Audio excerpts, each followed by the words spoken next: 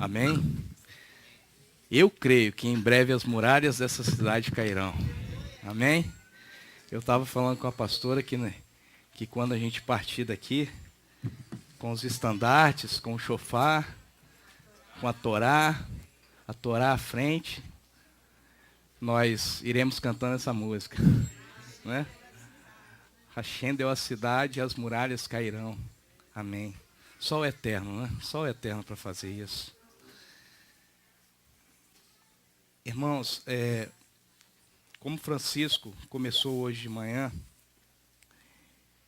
hoje nós estamos estudando a 38ª porção, Coré, Números 16, começa no versículo 1 e termina no capítulo 18, versículo 32.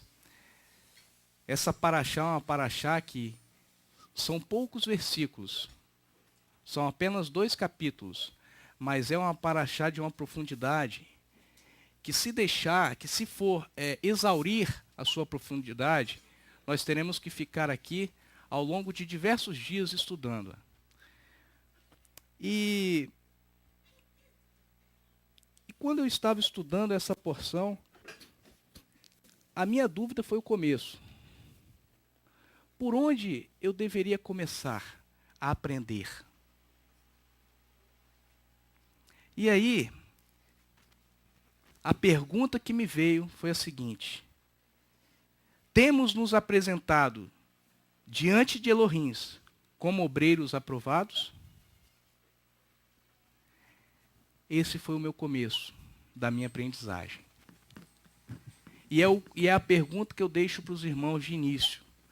Temos nos apresentado como obreiros aprovados diante de Elohim? E essa paraxá nos traz exemplos de que muitas vezes nós nos apresentamos de maneira não como obreiros aprovados diante de Elohim. Tanto eu quanto vocês, quanto todos nós, todas as autoridades eclesiásticas, temos falhado muito diante de Elohim. Mas vamos abrir as nossas Bíblias no livro de Números. Eu já falei que eu não vou mais falar livro. Eu vou falar fragmento da Torá. Fragmento da Torá. Números 16. Fala em português, a pastora está falando. No capítulo 16, como nós lemos hoje de manhã, inicia-se dizendo assim: Coré, filho de Zizar, filho de Coate, filho de Levi, tomou consigo a Datã e a Abirão, filhos de Eliabe, e a On, filho de Pelete, filhos de Ruben, encheram-se de presunção, e insurgiram-se contra Moisés, juntamente com 250 homens dos filhos de Israel, príncipes da congregação, respeitados nas solenidades, homens de posição. Vamos ler até aí por enquanto. Então nós começamos aqui a observar que 3 filhos de Ruben, se levantaram, liderados por Coré, que era um levita, homens de posição, dentro de toda aquela estrutura ali, eles eram homens de posição, se levantaram, se insurgiram contra Moisés e contra Arão. Né? Mas por quê? Por que eles se insurgiram contra Moisés e contra Arão? Hoje o Francisco trouxe algo aqui para nós muito simples, mas de uma profundidade imensa, eu consegui entender aquilo ali muito bem, tá, Francisco? Foi muito bem você, naquela exposição ali. Mas o porquê? Qual foi o ponto inicial que fez com que eles se rebelassem contra Moisés? Foi porque eles, no próprio versículo 1, responde, porque eles se encheram de presunção. Presunção. Presunção, nós vamos saber o que é presunção. Presunção no dicionário significa vaidade, orgulho, pretensão. Pretensão. vaidade, orgulho e pretensão. São sentimentos que se apoderaram da alma desses homens. Meus irmãos, eu tô falando devagar, porque eu e você precisamos entender isso. Porque o nosso coração é enganoso a ponto de nos levar por esse caminho de vaidade, de orgulho e de presunção. A qualquer momento nós estamos passivos a isso. Então, esses sentimentos invadiram a alma desses homens e foi o ponto inicial, foi a causa inicial que fizeram com que eles se surgissem contra Moisés e Arão. O grande poeta, né, eu vou citar aqui o nome dele, o poeta, filósofo e escritor português, Fernando Pessoa, ele disse o seguinte: o homem prefere ser exaltado por aquilo que não é, a ser tido em menor conta por aquilo que é. Eis a vaidade. Vamos repetir? O homem prefere ser exaltado por aquilo que não é, a ser tido em menor conta por aquilo que é. Eis a vaidade. O conceito de vaidade que Fernando Pessoa colocou ali é um conceito real e verdadeiro. Porque a todo momento eles estavam querendo ali uma posição que não era deles. Eles estavam pleiteando ali uma posição que Elohim não tinha dado para eles. E tanto é que o próprio Moisés chegou para ele, homem manso, chegou para eles e respondeu da seguinte forma. Vamos continuar aqui. No versículo 4, diz assim: quando Moisés ouviu isto, caiu sobre o seu rosto. Então disse a Coré e a todos os seus seguidores: amanhã pela manhã o Eterno fará saber quem é seu e quem é o santo que ele fará chegar a si. Aquele a quem escolher fará chegar a si. Mas no versículo 9, ele diz o seguinte: Coré, Datã, Abirão, porventura é pouco para vocês que o eterno Elohim Errad Israel tenha-vos escolhido, tenha-vos separado para trabalhar perante essa congregação? É pouco para você?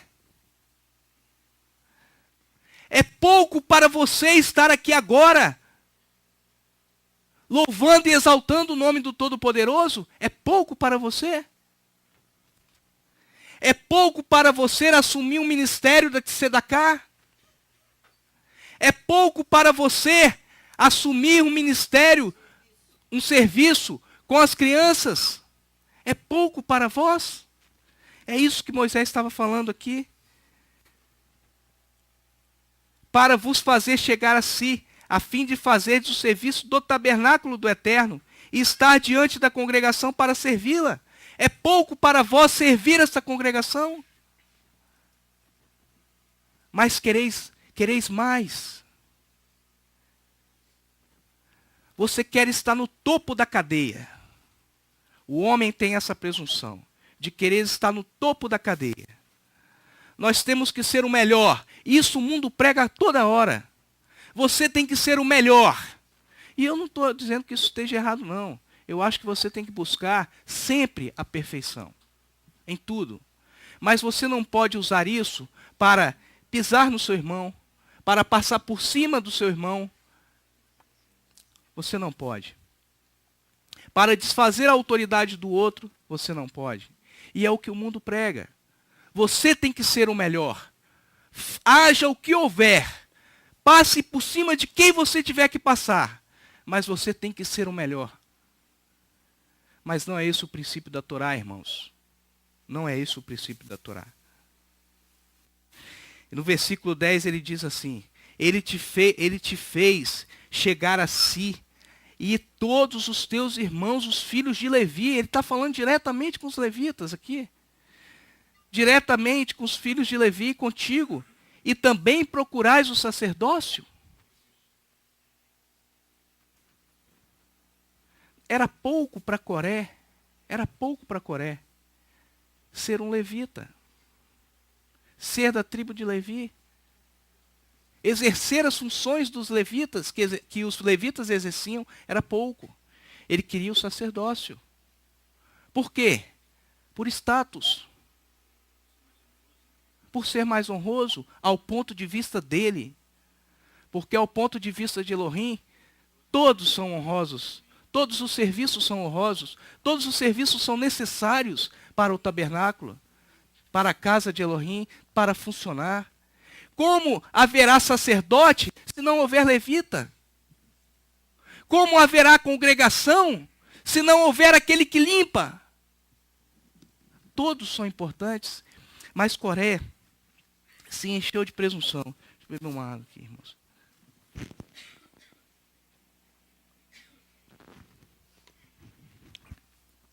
Se encheu de presunção. E essa presunção lhe custou a vida. Tal aspiração levou Coré, Datã, Abirão e o outro, On, a um pecado de rebelião. Mas o pecado de rebelião, o On foi livre, né, pastor, pela sua mulher, não foi isso? O On foi livre pela sua mulher, de não morrer, mas ele se levantou também, né?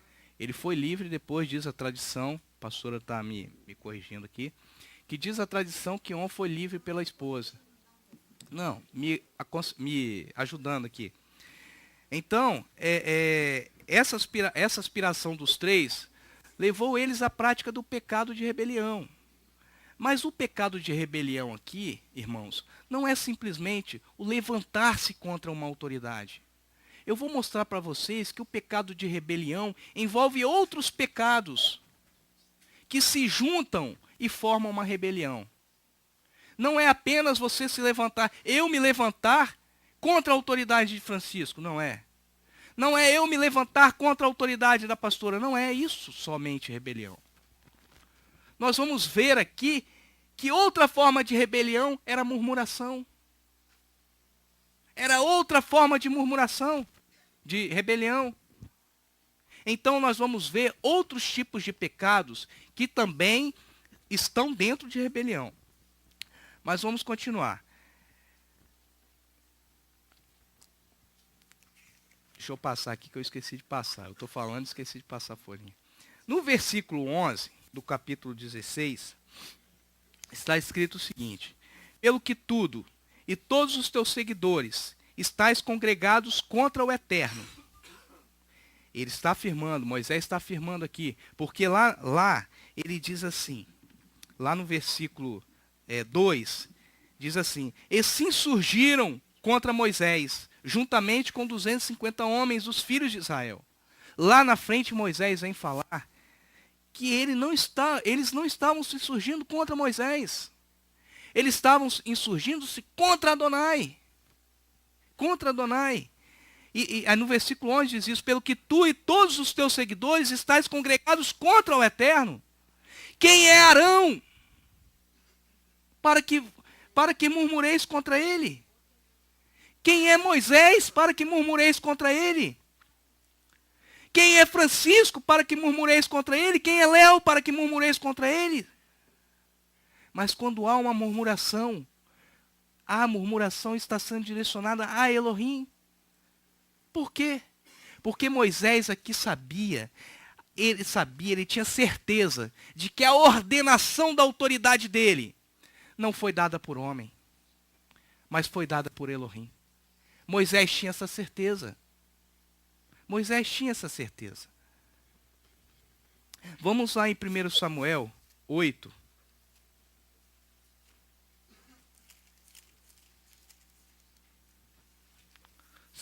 Primeiro Samuel 8, no versículo 5. Aqui é um texto que Israel pede um rei. Israel pede um rei. Israel queria ser como as outras nações. Queria ser governado por um homem. E aí eles vão e chegam para o profeta Samuel e falam: Samuel, nós queremos um rei que nos governe, que vá à frente das nossas batalhas. Nós queremos um rei. Não bastava para este povo, ser diferente dos outros povos. Não bastava para eles estar governado por Elohim. Não bastava. Eles queriam uma liderança física. E aqui no versículo 5 diz assim: disseram-lhe, estás velho, disseram-lhe para Samuel, estás velho, e teus filhos não andam nos teus caminhos. Constitui-nos agora um rei sobre nós, para que nos governe, como tem todas as nações. Olha aqui, queria ser igual. Porém, esta palavra não agradou a Samuel. Quando disseram, dá-nos um rei, para que nos governe, então Samuel orou ao Eterno. Samuel ficou ofendido com essa palavra. O profeta sentiu. O que você falou, Francisco? O profeta sentiu aquilo ali. Porque quem governava Israel era o Eterno. Quem direcionava todas as condutas do povo de Israel era o Eterno. Através do seu profeta. E quando o povo vai e pede, queremos um rei, aquilo ali atinge o profeta. Mas olha o que o Eterno disse para ele na sua oração. Em resposta à sua oração. No versículo 7. E o Eterno lhe disse, ouve a voz do povo. Ouve a voz do povo. Em tudo que te dizem. Pois não rejeitaram a ti, mas a mim. Para eu não reinar sobre eles. Meus irmãos, isso daqui foi uma rebelião. Isso daqui foi uma rebelião, uma forma de rebelião. Eles estavam falando assim, nós desprezamos Elohim. Nós desprezamos o governo de Elohim. E queremos o governo de um rei, de um homem. Era isso que o povo de Israel estava falando. E era por isso que o profeta estava sentindo. Mas Elohim disse, não, faça o que eles querem. Eles vão saber qual é a experiência de ser reinado por um homem, de ser governado por um homem. Eles vão passar por essa experiência. E aí foi levantado Saul. O profeta levantou Saul. Versículo 8 diz, conforme todas as obras que fizeram, desde o dia em que os tirei do Egito, até o dia de hoje, pois a mim me deixaram, e a outros deuses serviram, assim também o fazem a ti. Meus irmãos, essa situação é uma situação muito grave que envolve a todos nós. A todo momento nós estamos rejeitando a uma autoridade. Eu vou te mostrar como. A todo momento nós estamos, até mesmo sem saber, nós estamos rejeitando uma autoridade. Pois a rebelião, ela não é apenas, como eu já disse, se levantar contra uma autoridade. Muitas vezes você despreza a ordem emanada. É outro tipo de rebelião. Não é eu simplesmente falar, não, eu tenho algo contra Francisco que está sobre a minha pessoa. Que está hierarquicamente sobre mim. Não, não é isso. Mas muitas vezes uma ordem emanada, eu descumpro e eu estou sendo rebelde àquilo ali, àquela ordem. Não recebe no coração. Rebelião constitui em não acatar ordens ou autoridade de um poder constituído. Eu vou te dizer uma coisa aqui. Nós temos Elohims, e depois os homens, e a Torá, que foi dada aos homens. A Torá é o manual para que todo homem trilhe por um caminho de perfeição, um caminho correto, um caminho de justiça, de equidade. Foi para isso que a Torá foi outorgada. Para conduzir um homem a um caminho correto, a chegar, a aproximar-se de Elohim. Foi para isso que a Torá foi promulgada. Então nós temos essa situação. Quando nós intentamos contra a autoridade constituída por Elohim, nós estamos em rebelião. Quando nós deixamos de considerar aquilo que está previsto na Torá, nós estamos em rebelião. Nós estamos em rebelião. Olha a seriedade disso, irmãos. Se você até agora achava que você só entra em rebeldia, que você só está em rebelião contra a autoridade de Elohim por ir contra uma autoridade constituída, seja ela eclesiástica ou não, você está enganado. Você entra em rebeldia contra Adonai. Você entra em rebeldia contra Elohim quando você deixa de cumprir aquilo que ele determinou, aquela ordem que ele emanou. E foi isso que aconteceu com Saul.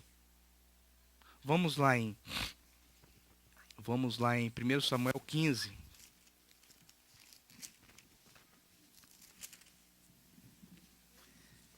No título aí do capítulo já está dizendo: Elohim rejeita Saul como rei. Mas por quê? Por que Elohim rejeita Saul como rei? Versículo 6 diz assim: Então disse aos queneus: Ide-vos, retirai-vos e saí do meio dos amalequitas, para que não vos destrua juntamente com eles, porque vós usastes de misericórdia para com todos os filhos de Israel, quando subiram do Egito. Assim os queneus se retiraram do meio dos amalequitas. Então feriu Saul os amalequitas desde Avilá até Sur, que está de fronte do Egito. Tomou vivo a Agag, rei dos amalequitas. Olha só, o Elohim tinha falado através do profeta que não era para ele trazer nada vivo. Nada. Era para ele matar tudo. Aniquilar com tudo. E ele trouxe o rei, feriu Saul os amalequitas, no versículo 8, tomou vivo Agag, rei dos amalequitas, mas a todo o povo destruiu o fio da espada. Mas Saul e o povo pouparam Agag, e o melhor das ovelhas e dos bois, e os animais e os cordeiros, e o melhor que havia, e não os quiseram destruir totalmente. Porém, a toda coisa vil e desprezível destruíram totalmente. Ele tinha no coração dele que ele queria aproveitar aqueles animais ali para fazer o quê? Um sacrifício a Elohim. Olha só. O coração dele estava isso. A aparência boa, né? Que nos causa um certo conforto quando visualizamos isso, né? Mas não era, irmãos. Ou você cumpre exatamente a ordem que Elohim te deu. Ou você cumpre, ou você não cumpre. Ou você está em sintonia com Elohim, ou você está em rebelião contra Elohim. Não tem nem meio termo. Não tem meio termo. Vamos continuar. Então veio a palavra do Eterno a Samuel: Arrependo-me de haver posto Saul como rei, porque deixou de me seguir e não executou as minhas palavras. Então Samuel se contristou e clamou ao Eterno a noite toda. Madrugou Samuel para encontrar a Saul pela manhã, mas foi-lhe dito: Saul já chegou ao Carmelo. E aí levantou para si um monumento, e voltando, passou e desceu a Jagal. Ele levantou para si um monumento. Outro erro dele. Levantou para si um monumento de vitória. Veio Samuel a Saul, e este lhe disse: Bendito sejas tu do Eterno. Executei a palavra do Eterno. Aí Saul fala, Saul já se antecipou a Samuel. Olha, profeta, eu cumpri a palavra de Elohim. Fiz como se me ordenou. Né? Fiz como o Eterno ordenou. Mas o Eterno sabe todas as coisas, irmãos.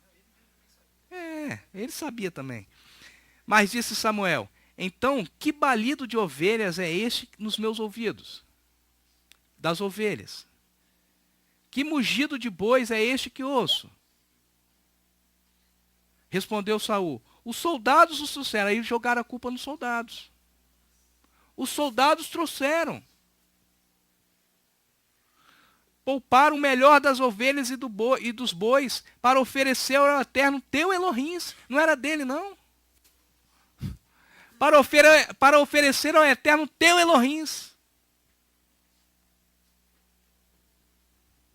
Aqui Saul já estava vendo que a situação dele perante Elohim já estava decidida. A rebelião dele foi grande demais.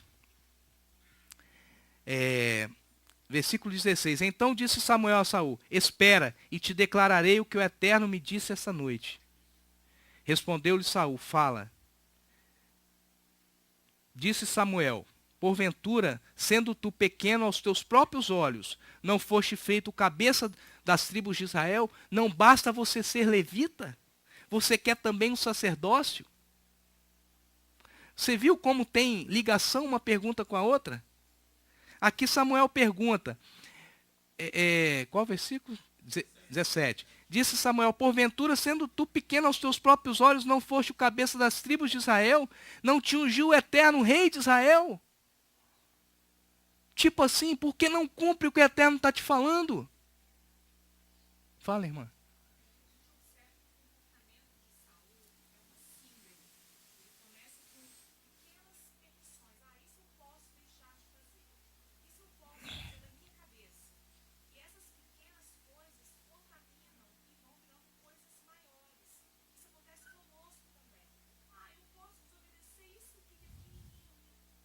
Não vai me acontecer nada.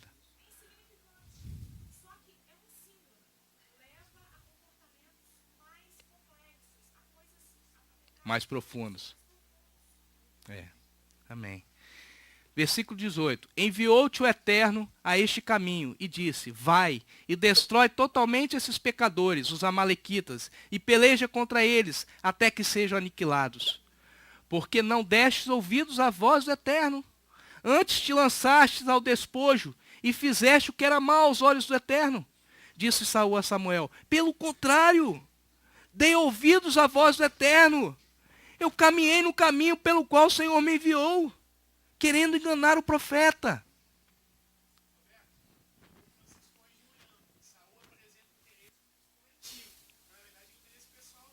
Amém. Isso. Isso. Agora, por que ele entrou em rebelião? Olha a vaidade e o orgulho de Saul aqui. A vaidade e o orgulho dele aqui. Se exaltar. Criou um monumento até para ele. Para si. Qual versículo que eu parei? 20. Pelo contrário, dei ouvidos à voz do Eterno e caminhei no caminho pelo qual o Eterno me enviou e trouxe a Agag, rei de Amaleque, e aos amalequitas destruí totalmente. Os soldados tomaram do despojo, ele volta a afirmar perante o profeta, ovelhas e bois, o melhor destinado à destruição, para oferecer ao Eterno teu Elohim em Gigal. Mas, no versículo 22, porém Samuel respondeu: tem um Eterno tanto prazer que você pegue esses carneiros dos amalequitas e traga para oferecer como sacrifício, do que você obedecer a ele. Meus irmãos, a obediência está acima de qualquer coisa. Porque se você não obedece, você não faz mais nada. A obediência à Torá, a obediência a Elohim tem que vir em primeiro lugar, porque senão você não ama, porque senão você não faz tzedaká, porque senão você não faz nada. Primeiro passo do ser humano para com Elohim, obediência. É isso que o profeta está falando. É melhor obedecer do que sacrificar. Só que a rebelião é o contrário da obediência. É o contrário. Eu digo o seguinte, que a rebelião litiga contra a obediência. Ela não permite que você obedeça. A rebelião impede que o ser humano se aproxime de Elohim. Ou que aquele que está aproximado de Elohim caia. Foi o que aconteceu com Lúcifer.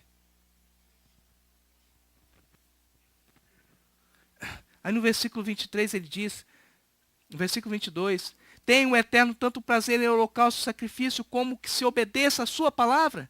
Obedecer é melhor do que sacrificar, e atender melhor do que a gordura de carneiros. Pois a rebelião é como o pecado de feitiçaria, e a obstinação é como a iniquidade de idolatria. Porquanto rejeitastes a palavra. Olha só, qual foi a rebelião dele aqui? Rejeição à palavra. Ele não se levantou contra ninguém. Ele não se levantou ali contra o profeta. Ele, a pessoa de Saul, não se levantou para atacar o profeta. Não. Aqui a rebelião dele foi contra a própria palavra. A própria ordem de Adonai. Portanto, rejeitastes a palavra do Eterno, ele também te rejeitou, para que não sejas mais rei.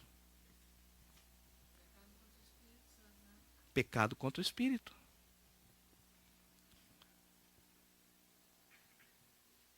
A razão de Moisés ter dito aos rebelados que aquela afronta era contra Elohim era porque ele tinha ciência da autoridade que o revestia. Agora, não é só o ser humano que é revestido de autoridade. Nós temos leis. Por exemplo, o presidente da República tem autoridade? Ele é revestido de autoridade? Tem. O Congresso, todos aqueles que estão senadores, deputados, são revestidos de autoridade? São. Mesma coisa. Você é revestido de autoridade? São. Todos vocês são revestidos de autoridade. Cada um tem a sua função. O homem é autoridade no lar. Não é? Não sou eu que estou falando isso, não. A palavra diz isso. Então, exerça bem a sua autoridade. Exerça bem a autoridade. Sacerdote tem autoridade? Exerça bem a sua autoridade. Não se deixe enganar. Tome as atitudes que tem que tomar. Acabe com o engano pela raiz. Você consegue entender isso? Para que a sua autoridade seja manifesta, você não pode viver no engano. Se você quer ter alguma autoridade perante Elohim, viva na verdade da tua palavra.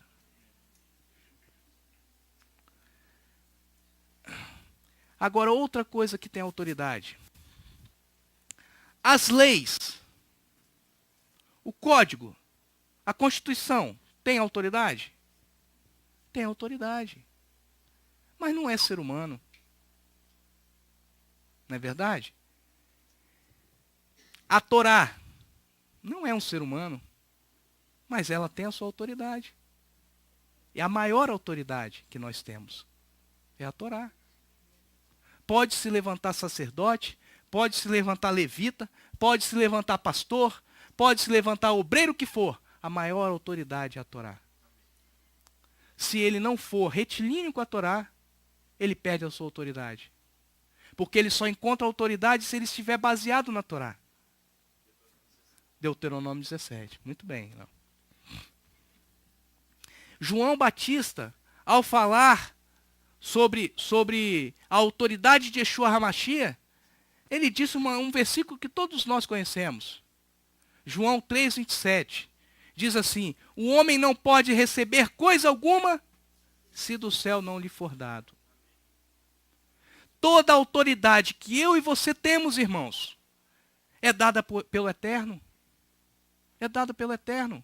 Agora, eu posso rejeitar essa autoridade.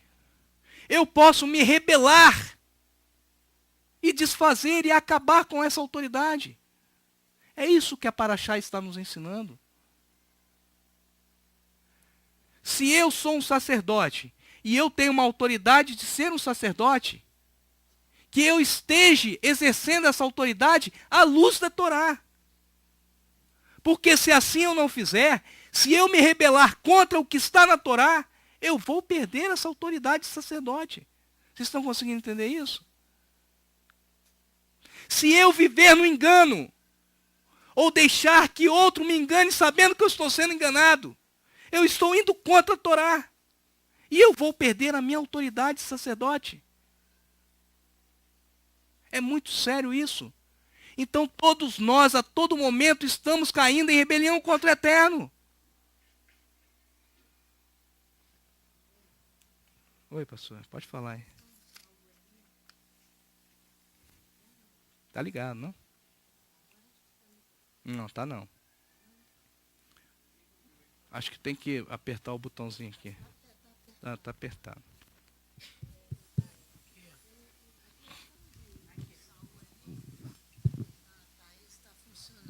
Hein, Roberto, a questão de Saul, no capítulo 25 de Deuteronômio, é uma questão de injustiça que Saul praticou muito grave. Porque se a gente olhar aqui em Deuteronômio 25, a partir do versículo 13 até o versículo 19, o Eterno começa falando de pesos e medidas justas, né? Quando ele vai tratar da questão de Amaleque. Então ele diz, não terás 2 pesos na tua bolsa, nem um grande e um pequeno. Não terás 2 medidas em tua casa. Essa medida, é a instrumentalidade de medida para a prática da justiça. Então o que acontece aqui, 3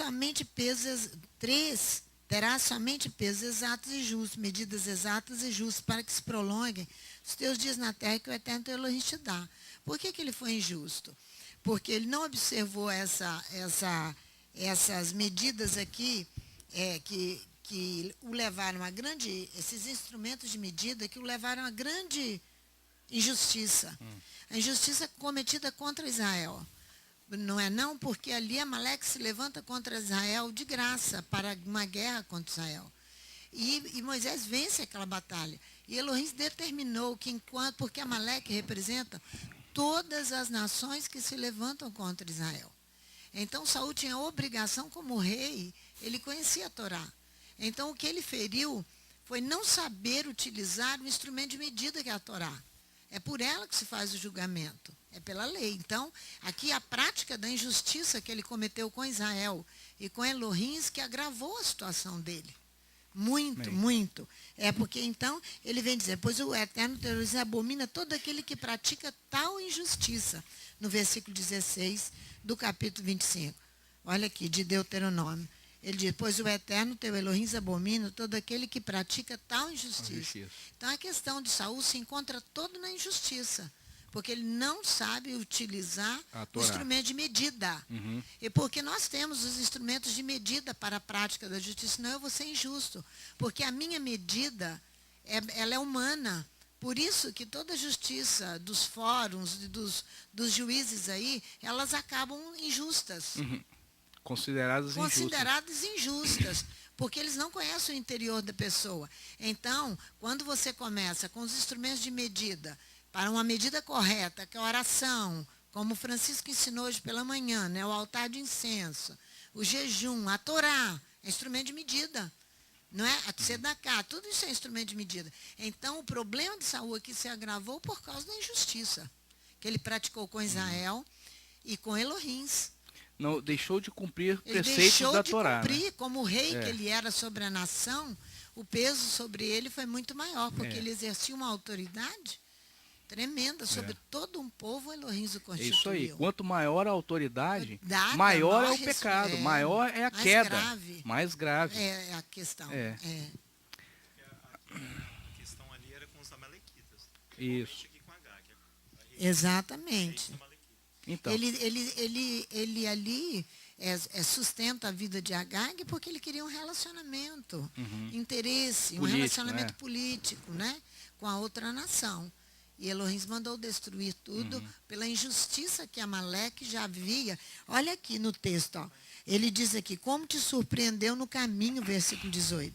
Te derrubou todos os fracos que iam após ti, na retaguarda. Estando tu cansado e afadigado, não temeu Elohim.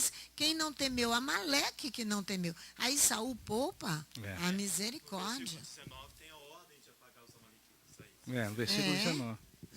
Ele foi injusto, completamente injusto com o povo de Israel. É por isso que eu estou falando que ele se rebelou contra Elohim, porque ele descumpriu preceitos da Torá, que ele já conhecia. Né? Ele descumpriu também a ordem de Adonai. Exatamente. Então, ele se rebelou contra essa ordem. Foi injusto. Em sua carta à comunidade messiânica de Roma, vamos lá em Romanos 13. Romanos 13. Foi lido hoje de manhã. Romanos 13. Aqui tem algo que precisamos aprender, irmãos. tanto eu quanto todos vocês, nós precisamos aprender isso e ter isso em nosso coração. E 1:5 diz assim: toda pessoa esteja sujeita às autoridades superiores, pois não há autoridade que não venha de Elohim. Paulo aqui, dá um ponto aí, Paulo aqui, ele está em inteira consonância com a Torá. Ele está falando aquilo que está na Torá, que a Torá nos ensina.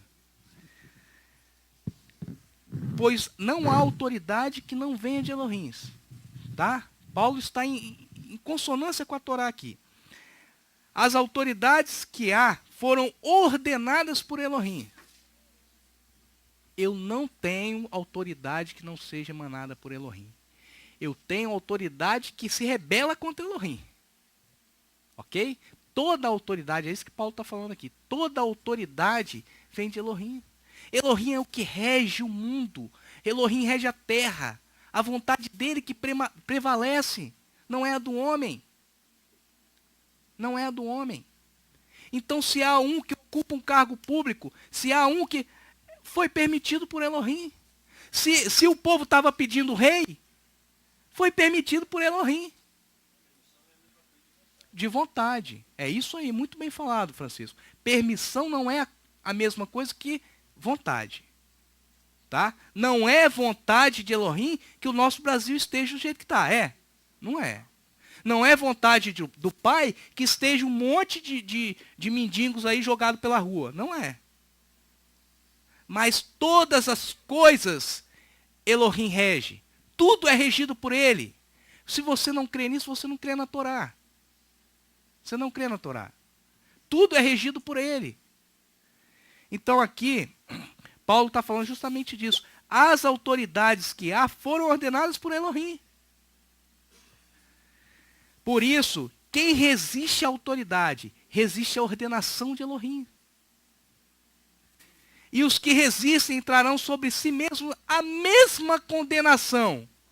A mesma condenação de Coré, Nadab, Coré, Datã e Abirão. É a morte. É a morte.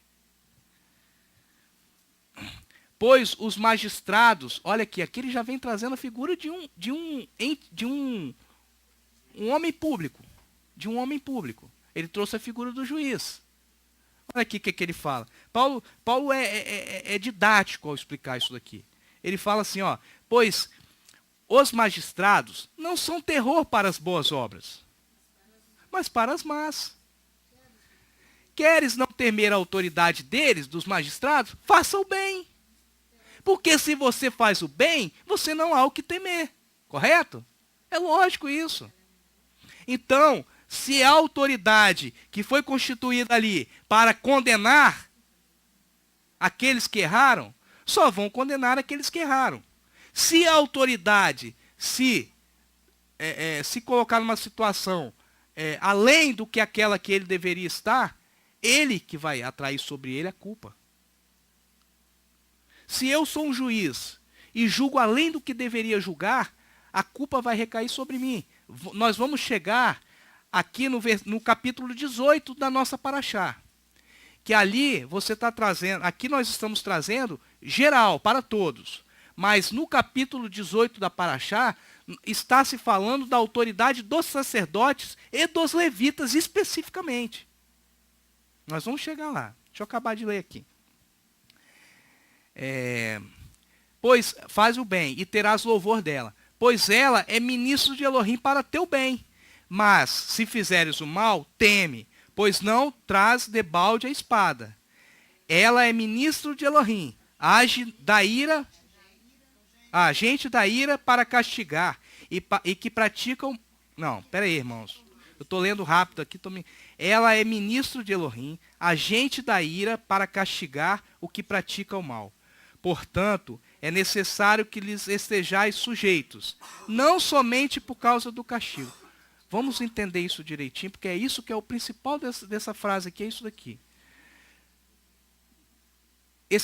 Estejais sujeitos à autoridade, não somente por causa do castigo, mas também por causa da Consciência de quê, irmãos? Que consciência é essa que Paulo está falando? Da prática da justiça. Que consciência é essa que ele está falando?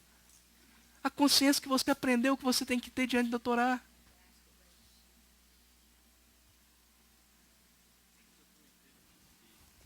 Fala no microfone. Uma vez eu comentei que o ser humano ele não consegue permanecer na presença de Elohim se o motivo pelo qual ele permanece é simplesmente o medo. É um temor da punição. É isso que Paulo está falando. Porque a hora que passa o medo, ele volta. ele volta. Permanece. Lá em Eclesiastes você não precisa não. Lá em Eclesiastes 8, versículo 2 diz assim: eu digo, observa o mandamento do rei, e isso em consideração para com o juramento que fizestes a Elohim. Então você, meus irmãos, você não vai obedecer à autoridade de um magistrado porque ele é magistrado. Ele pode te punir. Não. Você vai obedecer à autoridade de um magistrado por consideração ao teu Elohim, que o ordenou como autoridade. Veja no seu irmão a autoridade de Elohim. É isso que a Torá está falando. Para mim e para você. Consideras cada um superior a ti mesmo. Mas eu ainda falo a mais. Eu ainda acrescento isso daí. Acrescento com base na Torá. Veja no seu irmão a autoridade emanada de Elohim. A partir do momento que eu fizer isso, que eu conseguir praticar isso, Léo, eu diminuo para o outro crescer. E outra coisa, eu vou saber contornar todas as situações. Vou praticar justiça. Vou evitar atrito. Quando eu vejo a autoridade no meu irmão, eu me deparo com a autoridade. Quando eu me deparo com meu irmão, eu me deparo com a autoridade de Elohim. É isso que a palavra está falando. Em 1 Pedro também, 2,19, diz o seguinte, não precisa ir lá não. Pois isto é agradável, que alguém que por causa da consciência para com Elohim suporte tristezas, padecendo injustamente. Se você está padecendo alguma injustiça, ou se você acha na sua concepção de justiça, porque cada um de nós temos uma concepção de justiça. Se você acha que na sua concepção de justiça você está sendo, fugiu a palavra. Se você está padecendo, amém, obrigado, irmãos. Lembre dessa palavra que Pedro diz. Padeça. Lembra que padeceu muito ali. Olha para o Mashiach.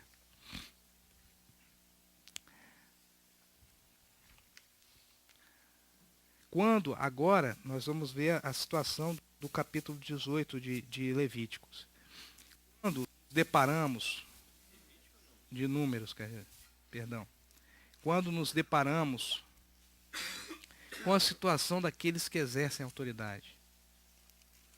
Ou seja, para cada um de nós, né? Cada um de nós temos uma autoridade a exercer. Quer seja aqui dentro, quer seja lá fora, quer seja no seu emprego, quer seja na sua casa. As mães têm autoridade com os filhos, os pais têm autoridade no lar, você tem autoridade no seu trabalho. Aqui dentro você tem uma função, um serviço para realizar que você tem autoridade. Então todos nós temos uma autoridade. E aí quando essa autoridade, quando o homem que é revestido de autoridade se rebela contra Elohim. No capítulo 18, aqui está se tratando dos deveres do sacerdote e dos levitas. Mas tem uma citação que eu sempre uso nos julgamentos. Quando eu inicio um julgamento, eu faço essa citação. E eu já fiz essa citação aqui, eu creio que os irmãos lembram. Ao tolo não se ensina, porque ele não vai aprender. A Provérbios fala isso. Ao tolo não se ensina, porque ele não vai aprender. O inteligente é aquele que aprende com seus próprios erros. Mas o sábio é aquele que aprende com o erro dos outros. É essa situação. O tolo não se ensina. O inteligente é aquele que aprende com os seus próprios erros. Mas o sábio é aquele que aprende com o erro do seu próximo. E é isso que nós observamos aqui. Quando uma vez a pastora ensinou aqui que por que não ensinou não, eu acho que expôs na intercessão isso, no sacrifício da manhã. Por que os pecados dos reis foram colocados na Bíblia? Por que foram expostos? Por quê? Por que os pecados, os erros de todas as autoridades bíblicas foram colocados aqui? Para que todas as gerações tivessem conhecimento. Por quê? Para que o sábio aprenda com o erro dele. Amém? É por isso. Nós aprendemos com o pecado de Davi. Nós aprendemos com o pecado de Saul. Nós aprendemos com o pecado de Jeroboão. Nós aprendemos. Então, essa situação aqui do capítulo 18 de Números é justamente, está falando aqui dos sacerdotes e levitas. Mas não tire isso apenas para os sacerdotes e levitas. Tire isso para você, para mim, para você. No versículo 1 diz assim: disse o Eterno a Arão, tu, presta atenção, hein? Tu e teus filhos, e a casa de teu pai contigo. No original está assim: Elohim disse a Arão, tu, junto com teus filhos, e tua tribo paterna. Ok? Levareis sobre vós as faltas cometidas com relação ao santuário. Tu, Francisco, tu, Léo,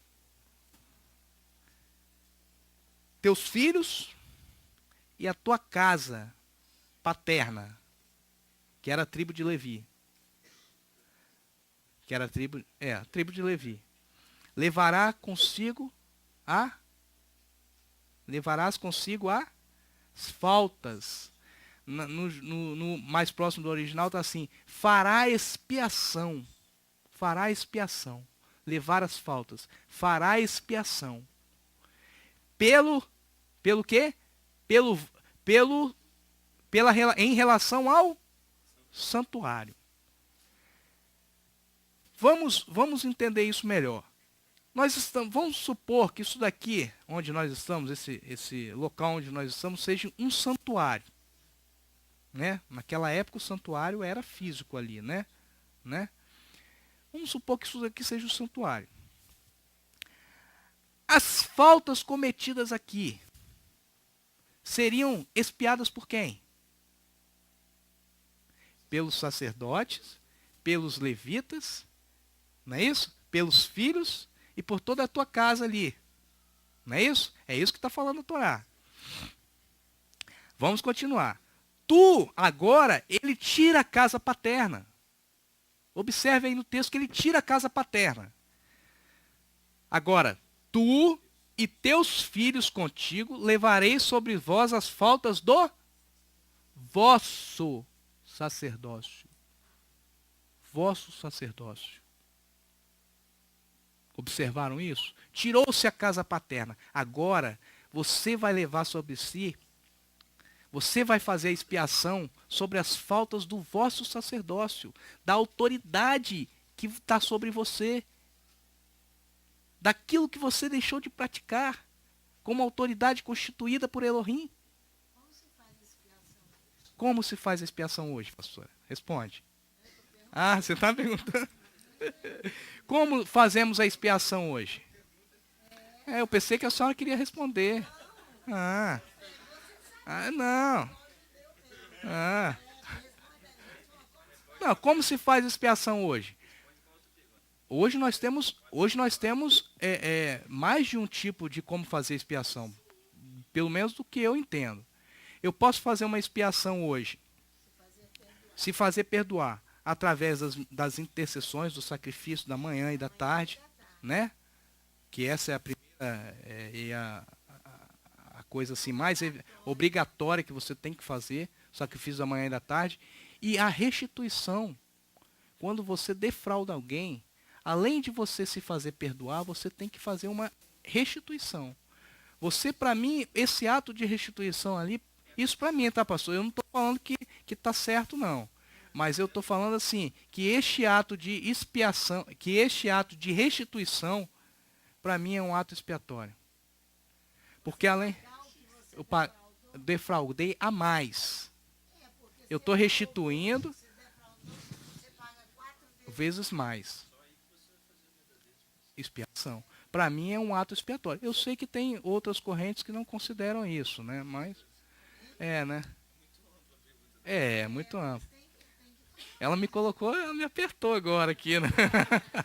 Tito, você está comentando que eu acho interessante que no início desse texto é que a nossa tradução ela é um pouco errônea, que dá a entender que eles vão espiar o santuário comete pecado. Não. Ali a obrigação do sacerdote de espiar o pecado do povo. Do povo no do santuário. Da Assembleia. Tanto que nos versos anteriores, eles estavam falando assim, nós morreremos, nós seremos mortos se nos aproximarmos do santuário.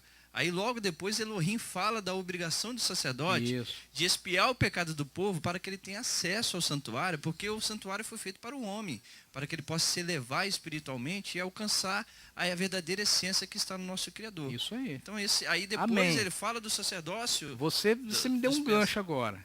Agora você me deu outro gancho. Nós já falamos aqui, numa outra situação, num outro estudo, que nós somos responsáveis por expiar o pecado do próximo. Nós não já falamos isso aqui? Nós somos responsáveis por isso. Então, aqui, pela cidade. Então, o que acontece aqui, neste capítulo 18? Diz o seguinte, tu e teus filhos e a casa do teu pai. Vocês todos aí da tribo de Levi, vocês são responsáveis por fazer a expiação de todo o santuário, de todo o povo ali do santuário. A casa de Arão. Hoje, nós temos, só um minutinho, hoje, eu vou te deixar falando. Hoje, o nosso santuário é onde? Nosso interior. Nosso interior. Então, eu sou obrigado a fazer a expiação pelo Francisco, a fazer expiação pelos meus irmãos. Eu sou obrigado. É isso que a palavra está falando. Por quê? Porque o sacerdote e os levitas são obrigados a fazerem isso. A fazer expiação pelo santuário. Mas hoje o nosso coração é o santuário. Então eu sou obrigado hoje a estar aqui no sacrifício da manhã e da tarde. Ou onde eu estiver, fazendo intercessão, intercedendo por todos aqueles que estão precisando. Por todos os santos, é isso que Paulo fala. Intercedais por todos os santos. É isso que é expiação. Fala.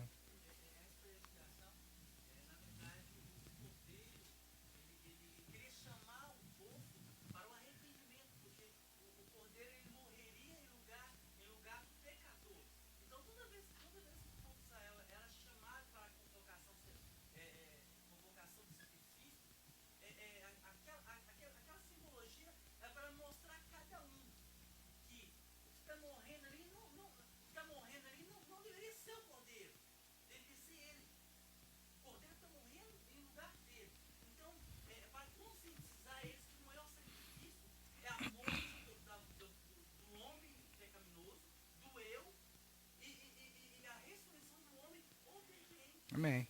Amém. Isso aí. Fala no microfone. É porque nós temos um princípio de entendimento que em Jesus toda a expiação foi completa. Foi de sangue, trazendo-nos, foi perfeita, trazendo-nos ao homem original, natural. A expiação de Yeshua. A todas as nações, para todos os homens na face da terra, perfeito o sacrifício dele. Mas Hebreus, no capítulo 9, fala que quase todas as coisas se purificam com sangue. Então, não são todas as coisas. Nós temos a purificação com a oração, a purificação pela palavra, que Jesus diz, vós já estáis limpos pela palavra. Então, no exercício da leitura e da oração à palavra, você faz por você a expiação e você faz pelo seu irmão. Quando ele diz ali, até que morra a natureza carnal, então entra um momento de caridade minha para com o outro que ainda não deixou morrer a sua natureza, que é um processo longo. Então, eu vou trabalhar com ele, vou orar para ele, para que ele entenda a ressurreição dos mortos e ele deixe a sua natureza carnal morrer ali para se fazer totalmente à vontade do Eterno. Isso é um processo longo. Bom. Nem todos querem esperar para fazer expiação dessa forma. Orar e clamar diante do Eterno e orar a palavra, isso é uma coisa desgastante. Isso é feito em bastidores, ninguém está vendo. Não é não? O sacrifício da manhã da tarde, quando você ora lá na sua casa, isso é prática de justiça. Essas são as instrumentalidades que nós precisamos fazer. Entendeu? Então a expiação se dá porque em Números, no capítulo 31, fala que Eleazar, o sacerdote, quando reúne o povo e diz, todo butim, todo despojo que veio da guerra se purificará com fogo, com água, então com fogo pelo Espírito, com água pela palavra. Né? Então, por isso que o sem cessar de uso da palavra tem que ser contínuo na nossa vida, porque ela produzirá em nós uma expiação, uma purificação, uma limpeza. Mudará os nossos costumes para que eu ajude você, para então fazer a expiação pelo outro. Os levitas estão com a batata deles dentro do forno assando, né? Para que eles possam compreender isso verdadeiramente. Vai, fala, já estou terminando, preciso terminar.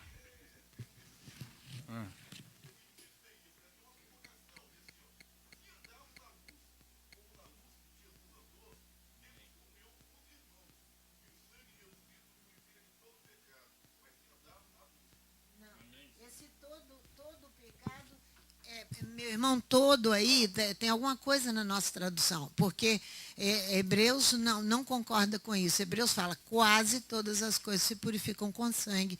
Hebreus capítulo 9.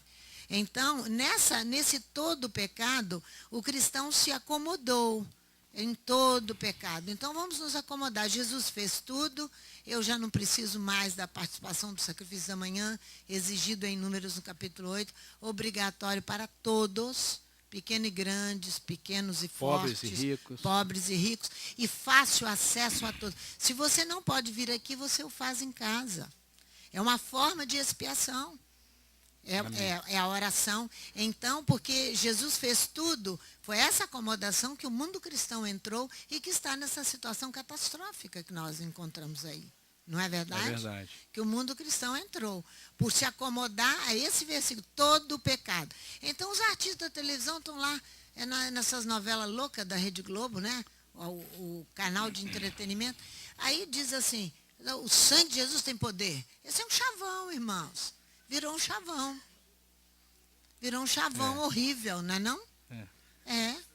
Mas, virou uma coisa, temos que ter cuidado com esses detalhes. Cuidado, Mas voltando aqui, essa passagem aqui de Números 18 está revelando ali qual é a minha e a sua função. Eu vou te trazer aqui um exemplo claro de como se perde um sacerdócio,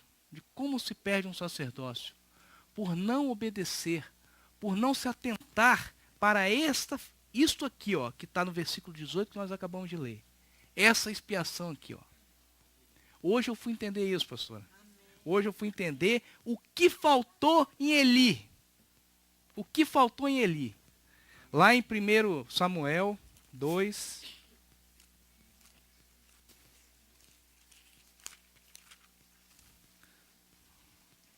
Por favor, gente, deixa eu terminar. Vocês estão... Eu sou...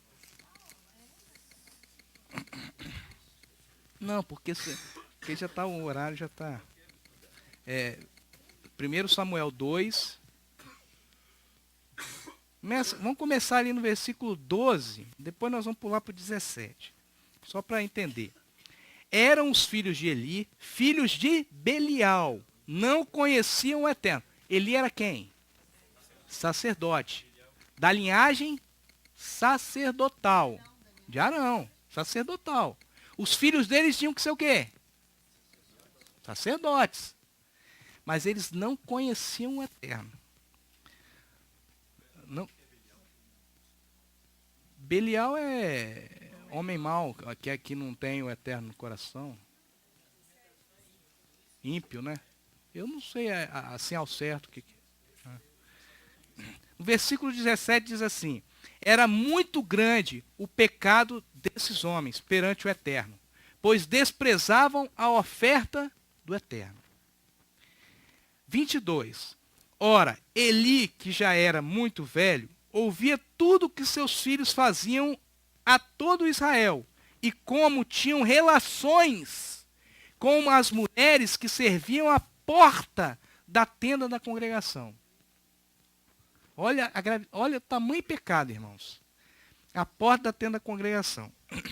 Então ele lhes disse, Eli chegou para os filhos e falou bem assim: filhinhos, né? Por que fazeis isso? Por quê? Ele chegou para ele e falou, já era velho, irmãos. Já era velho, 90 anos. Chegou para os filhos e falou, por que fazeis tais coisas? Ouço de todo este povo os vossos malefícios. Os seus pecados têm chegado no meu ouvido, meus filhos. Não convém que seja assim. Não, filhos meus, não é boa a fama a que ouço entre o povo do Eterno. Pecando um homem contra o próximo, os juízes julgarão. Mas pecando um homem contra o Eterno, quem intercederá por ele? Só isso, ponto final. Acabou.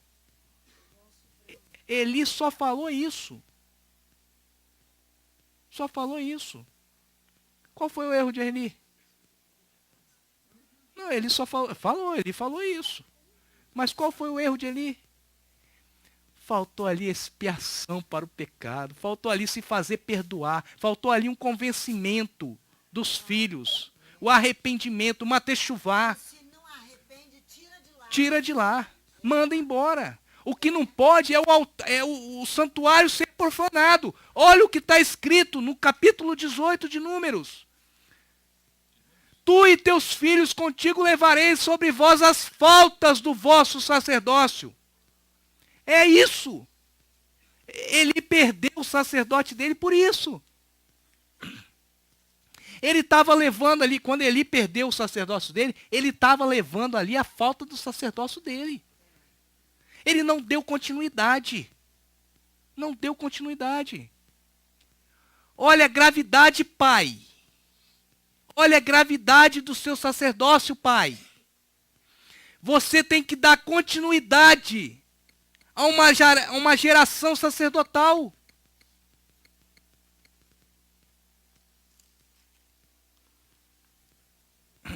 No versículo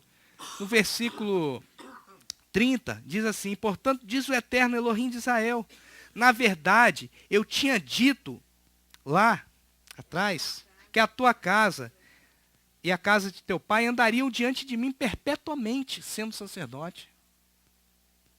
Que a casa sacerdotal seria perpétua. Elohim tinha prometido isso. Mas agora, diz o Eterno, longe de mim tal coisa, porque aos que me honram, honrarei. Mas aos que me desprezam, aos que se rebelam contra mim, eu desprezarei.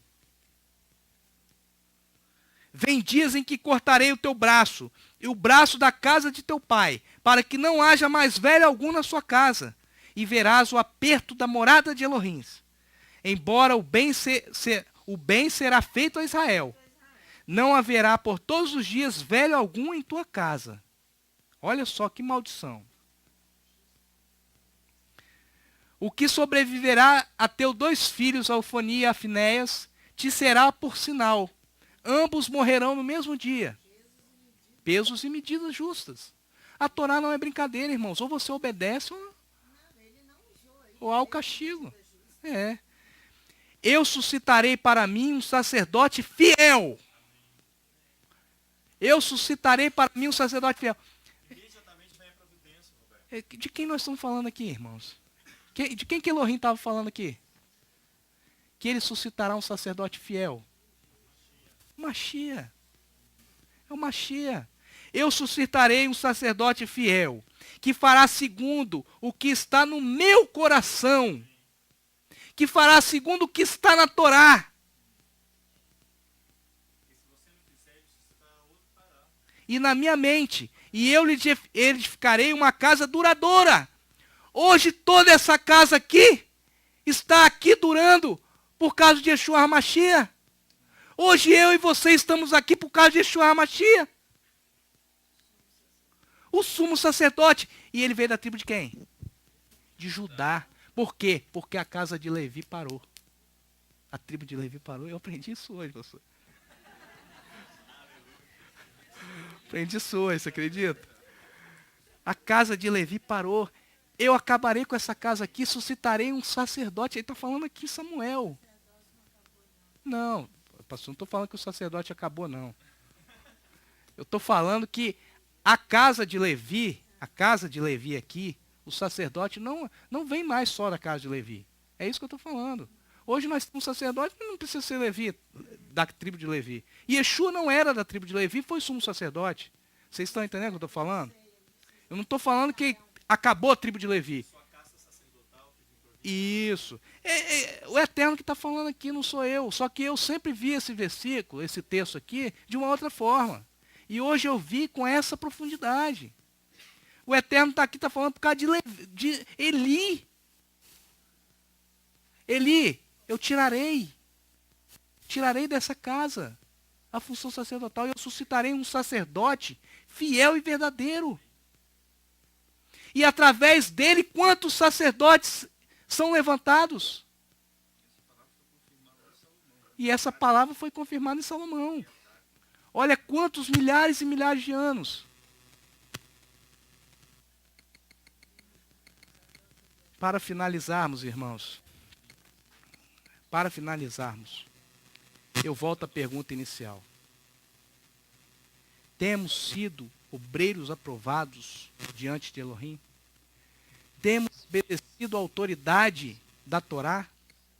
Temos observado o tempo em que estamos vivendo?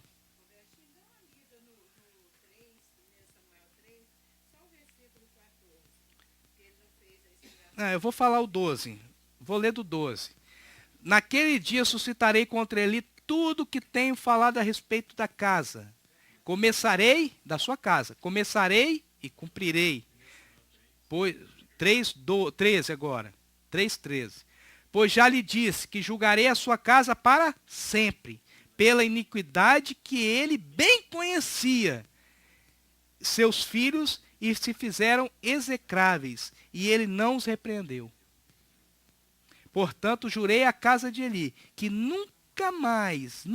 jamais será expiada a sua iniquidade. Olha só, pastora. Nem com sacrifícios, nem com ofertas. Passou, irmãos, depois que passa. É isso que eu estou perguntando. Você está observando o tempo. Depois que o tempo passar, não tem retorno. Não tem retorno. Como poderemos resistir os últimos dias sem obedecermos a Torá? Essa é uma pergunta para mim e para você, que devemos fazer todos os dias, quando levantarmos, quando irmos para a oração, quando nos colocarmos diante do Eterno, Elohim, Errat Israel. Lembrar disso, como tenho sido eu, para que você se arrependa e faça uma techuvá ao tempo certo. Porque se passar o tempo, nem com sacrifícios e ofertas. É muito grave perder o sacerdócio. É muito grave. Para finalizar, 2 Timóteo.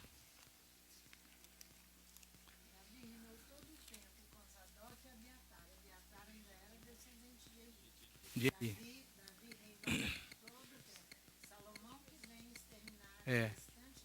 Da casa de Eli. Mas depois disso daí, pastora, depois de Salomão não houve mais, né? Não, depois de Salomão houve Zadok. Houve Zadok. Eu acho que só acabou, na época, só acabou com Yeshua, não? É o sumo, eu estou falando da casa de...